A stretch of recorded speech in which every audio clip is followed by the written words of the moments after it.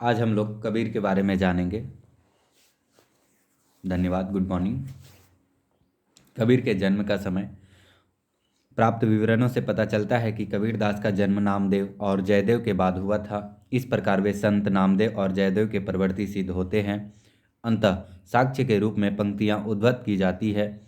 गुरु प्रसादी जयदेव नामा भगति का प्रेम इन्हीं है जाना। कबीरदास को सिकंदर लोदी 1486 से 1517 ईस्वी का भी समकालीन माना जाता है। सिकंदर लोदी द्वारा उन पर किए गए अत्याचारों का भी उल्लेख मिलता है। इससे स्पष्ट हो गया कि कबीर का समय 14वीं और 15वीं शताब्दी था। दूसरा, कबीर का कुल और परिवार। कबीर ने अपने कुल के बारे में लिखा है, पूरब जन्म हम ब्राह्मण होते, औछे करम तपहीना, रामदेव की सेवा चुका, पकड़ी जुलाहा किन्हा। इससे स्पष्ट है कि कबीरदास जुलाहा कुल के थे। यह जुलाहा कुल हिंदू धर्म से युक्त था। उसमें परमात्मा की भक्ति का संस्कार भी था। कबीर मंसूर की यह कथा इस दृष्टि से उल्लेखनीय है।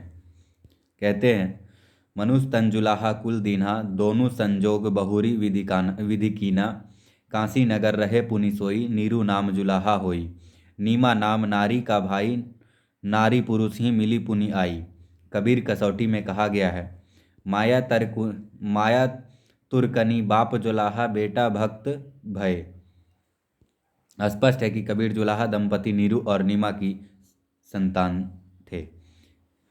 कबीर की जन्मतिथि। कबीर की जन्मतिथि विषय में निम्नलिखित दोहा कबीर पंथ में मान्य है। 1455 साल गए। कबीर का जीवन मृत्यु। चंद्रवार एक ठाठ ठय, जेठ सुदी बरसायत की, पूर्णमासी प्रकट भय। इन पंक्तियों के आधार पर कबीर की जन्मतिथि संवत 1455 की ज्येष्ठ मास की पूर्णिमा ठहरती है। अनेक प्रमाणों और विद्वानों के मतों के आधार पर यह भी ज्ञात होता है कि कबीरदास सिकंदर लोदी के समकालीन था। अतः माना जाता है कि कबीर संवत 1455 में पैदा हुए थे।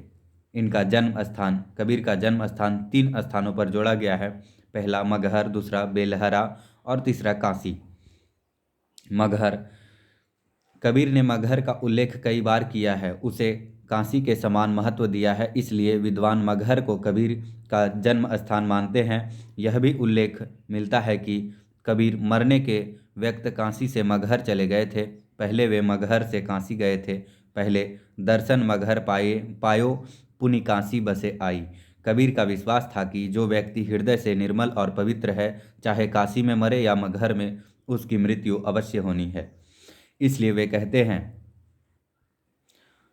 हृदय कठोर मरे बारससी, नरक न वेंध्या जाई, हरि को दास मरे जे मगहरी, सैन्य सकल तिराई। बेलहरा। बेलहरा गांव आजमगढ़ जिले में पड़ता है। उल्लेख मिलता है कि बेलहरा गांव में बेलहर नामक एक तालाब है। इसे ही लहर ताला भी कहा जाता है। यहीं कबीर यहाँ पैदा हुए थे। काशी। कबीरदास का जन्म स्थान काशी है।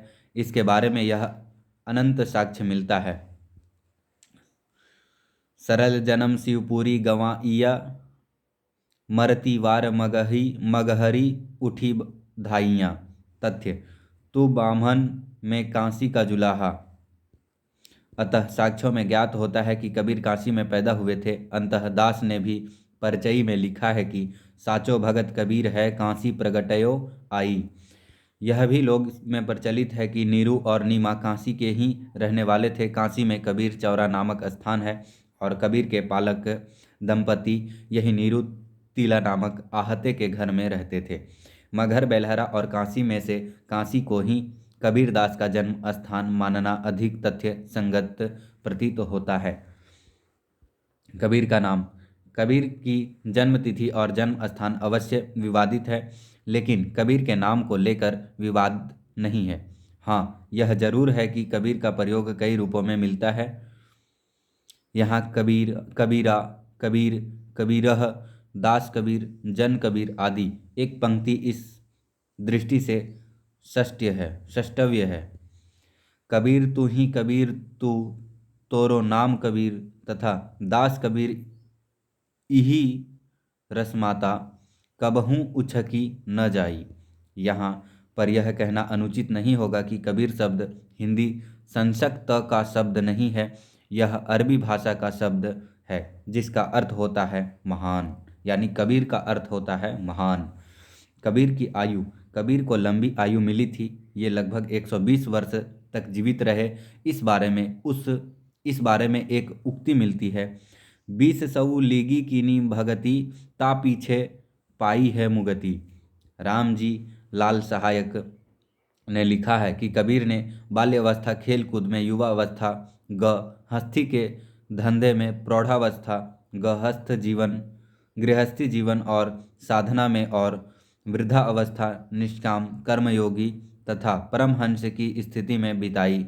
120 वर्ष की आयु उन्हें योग साधना से प्राप्त हुई। गुरु और शिक्षा दीक्षा। कबीर के गुरु को लेकर विवादों में विवाद है। इस बारे में 3 प्रकार के विचार दिखाई पड़ते हैं।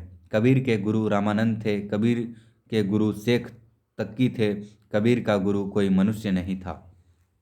यह बहुत आश्चर्य की बात है। कबीर के गुरु रामानंद थे।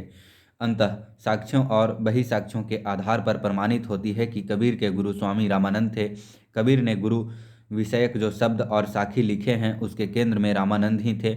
वे रामानंद की विचारधारा से प्रभावित थे। रामानंद की भांति ही उन्होंने निर्गुण और ब्राह्मण का निरूपण किया है।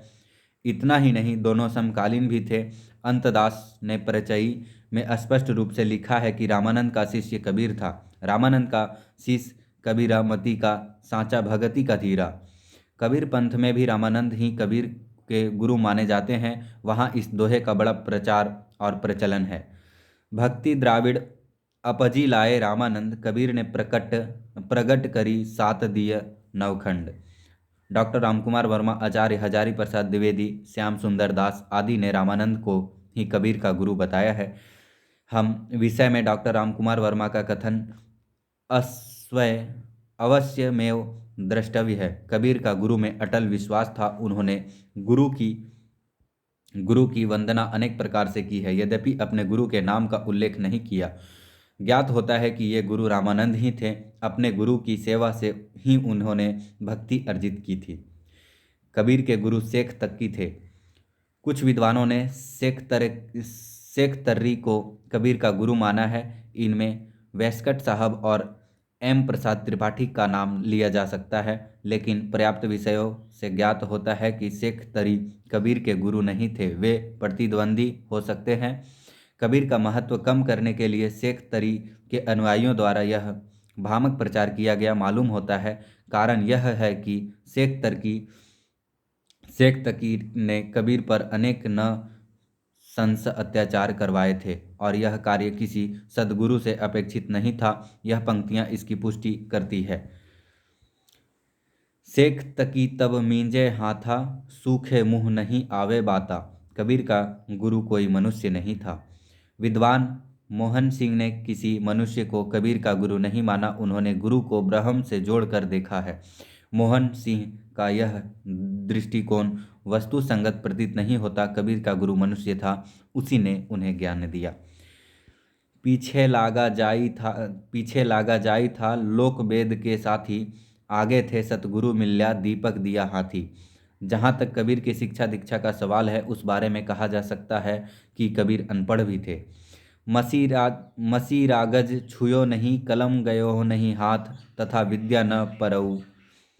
शिक्षा को केवल उपाधि और रक्षा से जोड़कर नहीं देखना चाहिए, उसे मानव के विकास से जोड़कर देखना चाहिए। कबीर इन अर्थों में शिक्षित थे। वे प्रभावशाली थे, संत कवि थे। काव्य सहित धर्म दर्शन सारे क्षेत्र को उन्हें गंभीर ज्ञान और अनुभव था। उनकी शिक्षा तत्व की शिक्षा थी, वह तत्व परमत्व था। रामानंद ने इस परमत्व का ज्ञान दिया था।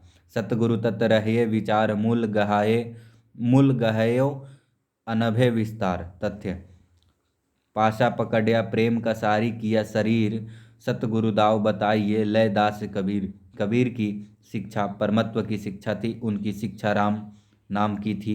उनके शिक्षक रामानंद थे। गृहस्थी, कबीर के गृहस्थी थे। कबीर गृहस्थ थे। उनके परिवार में निम्नलिखित सदस्य थे: पिता नीरू, माता नीमा, पत्नी लोई, पुत्र कमाल और पुत्री कमाली।